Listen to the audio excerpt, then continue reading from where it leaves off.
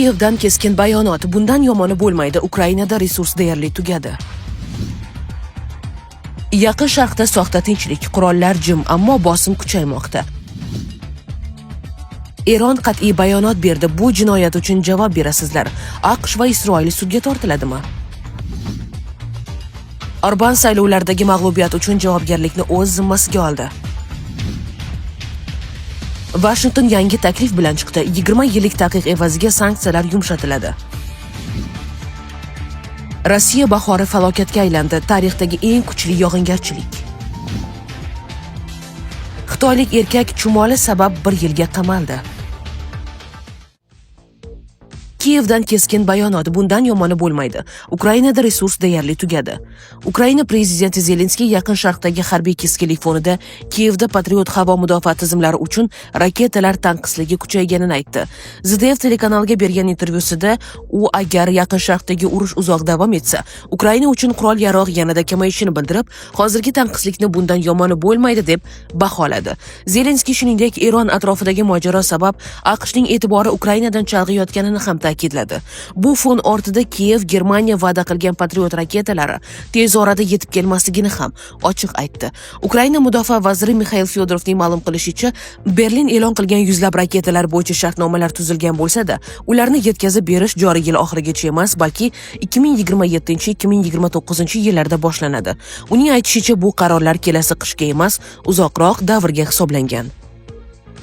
Rasmiy axborotda Germaniya tomonidan Patriot tizimlari uchun yuzlab raketalar bo'yicha shartnoma tuzilgani, Ispaniya esa Patriot tizimlari uchun raketalar yetkazib berishi qayd etilgan. Biroq Kiyev uchun asosiy muammo shundaki, bu yordamning bir qismi zudlik bilan emas, faqat keyingi yillarda yetib keladi. Yaqin Sharqda soxta tinchlik, qurollar jim, ammo bosim kuchaymoqda.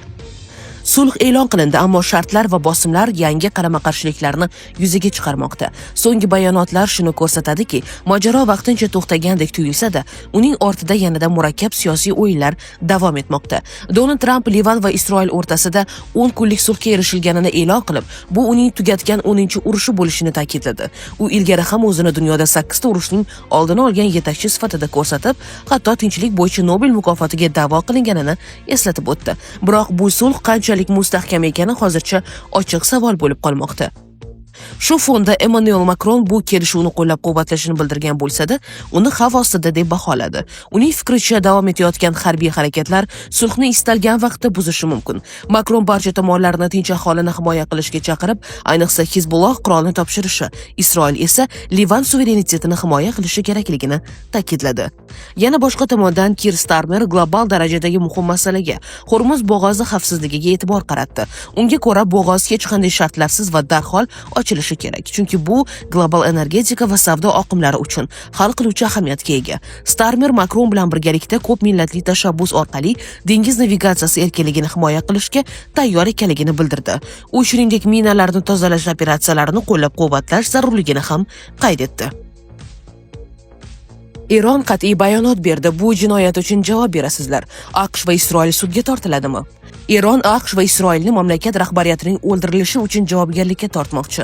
Biz buni qilishimiz kerak. O'ylaymanki, nafaqat Eron, balki butun xalqaro jamiyat javobgarlikka tortishni so'ramoqda. Chunki AQSh va Isroilning qilmishi xalqaro tinchlik va xavfsizlikka qarshi jinoyatdir. Bu urush jinoyati, insoniyatga qarshi jinoyat, deydi Baqoyi. Uning tushuntirishicha, Jeneva konvensiyasining 1-moddasiga ko'ra, barcha davlatlar xalqaro gumanitar huquqqa rioya qilish va rioya etilishini ta'minlash majburiyatini oladilar.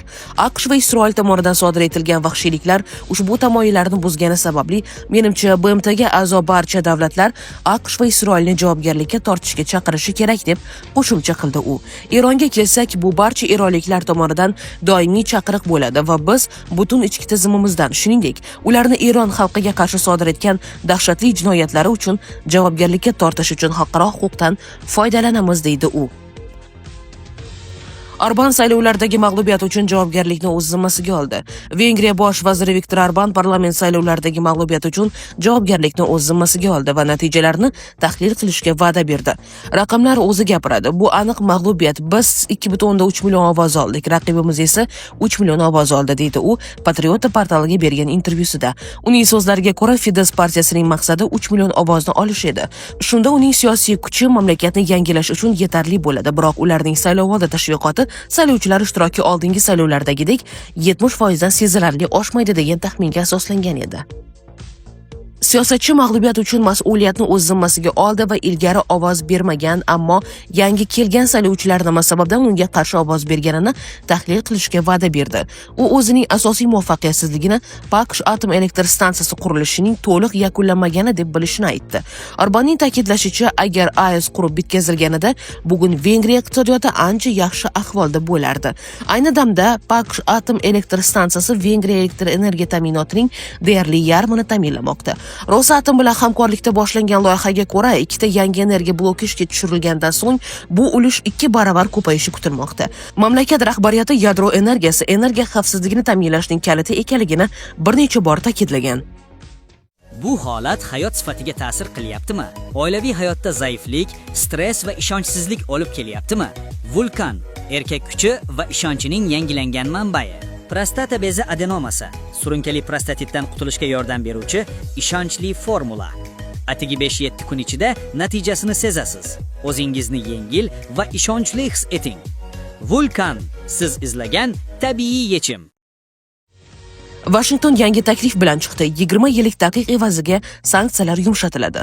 AQSh Pokistonda bo'lib o'tgan tinchlik muzokaralari chog'ida Erondan 20 yil davomida uranni boyitmaslikka rozi bo'lishni so'radi. Washingtonning ushbu taklifi Tehronga nisbatan ilgari surilgan avvalgi qat'iy talablarning biroz yumshatilganini anglatadi. AQSh uran boyitilishi Tehronga yadro qurolini yaratish imkoniyatini berishidan xavotirda. AQSh vitse-prezidenti J.D. Vance 12 aprel kuni Eron bilan muzokaralarda biroz yumshoqlik ko'rsatganini ma'lum qildi. Biroq Tehron urushni tugatishga qaratilgan ushbu yadroviy kelishuv taklifini rad etgan. Ilgari Washington Erondan uranni mamlakat ichida boyitish huquqidan butunlay voz kechishni va ushbu material bo'yicha faqat xorijiy importga tayanishni talab qilib kelgandi. Manbalardan birining so'zlariga ko'ra, 20 yillik moratoriy evaziga Eronga nisbatan qo'llangan sanksiyalar yumshatilishi ko'zda tutilgan. Ushbu taklif muhim bir savolni o'rtaga tashlamoqda. 20 yillik muddat tugagach, Eron uranni o'zi xohlagancha boyitishda erkin bo'ladimi yoki qandaydir cheklovlar saqlanib qoladimi? Hozircha bu masala ochiq qolmoqda deyiladi xabarda. Eron rasmiylarining ta'kidlashicha, Tehron uranni boyitishni bor yo'g'i bir necha yilga to'xtatib turishni taklif qilgan. Shuningdek, Eron AQShning o'z ixtiyoridagi yuqori darajada boyitilgan uran zaxiralarini xorijga chiqarib yuborish haqidagi talabini ham qat'iyan rad etgan.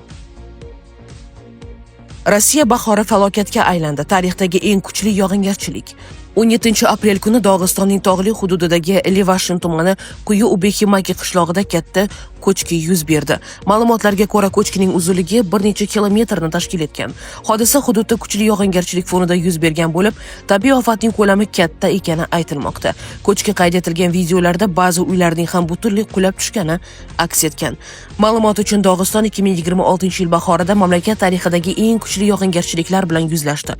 Oqibatda bir qator hududlarda kuchli sel oqimlari kuzatildi. Suv omborlari to'lib toshdi. Hozirda hududda qutqaruv xizmatlari ish olib bormoqda. Zarar ko'rgan hududlarda vaziyatni barqarorlashtirish choralari ko'rilmoqda. Xitoylik erkak chumoli sabab 1 yilga qamaldi. Keniya sudi 15 aprel kuni mamlakatdan tirik chumolilarni noqonuniy yo'l bilan olib chiqib ketishga uringan Xitoy fuqarosiga nisbatan hukm chiqardi. Sudlanuvchi Jang Kechun 1 million shilling, ya'ni $7,746 miqdorida jarima to'lashi va 12 oylik qamoq jazosini o'tashi belgilandi. Sudya Keniyada chumoli kontrabandasi bilan bog'liq holatlar ko'payib borayotgani sababli boshqalarga o'rnak bo'lishi uchun qat'iy jazo zarurligini ta'kidladi. Bunday qonuniy savdo asosan Xitoy kabi bozorlarga yo'naltirilgan. U yerda ekzotik jonzotlar ishqibozlarni chumolilarning murakkab ijtimoiy tuzilishi va xulq-atvorini o'rganish uchun ularni formikarium deb ataladigan katta shaffof idishlarda saqlaydi. Bunday koloniyalarni sotib olish uchun kolleksionerlar katta mablag' sarflashga tayyor. Xususan, har bir chumoli $220 ga sotilayotgani haqida xabarlar bor. Jang Kechun mart oyida Nayrobidagi xalqaro aeroportda qo'lga olinganda, uning yuklari orasidan 2200 tadan ortiq tirik chumoli topilgan. Sudlanuvchi dastlab yovvoyi tabiat turlari savdosi bilan bog'liq ayblovlarni rad etgan, biroq keyinchalik o'z aybiga iqror bo'lgan. Kechunning advokati sud hukmi ustidan apellyatsiya berishini ma'lum qildi. Katta miqdordagi chumoli savdosi bilan bog'liq holatlar ko'payib borayotgani va bu ekologiyaga salbiy ta'sir ko'rsatishini inobatga olib, qat'iy jazo tayinlash zarurati mavjud, deydi sudya Eren Gichobi. Sizga yetkazmoqchi bo'lganlarimiz hozircha mana shulardan iborat edi. Dunyo yangiliklaridan uzoqlashmang. Salomat bo'ling.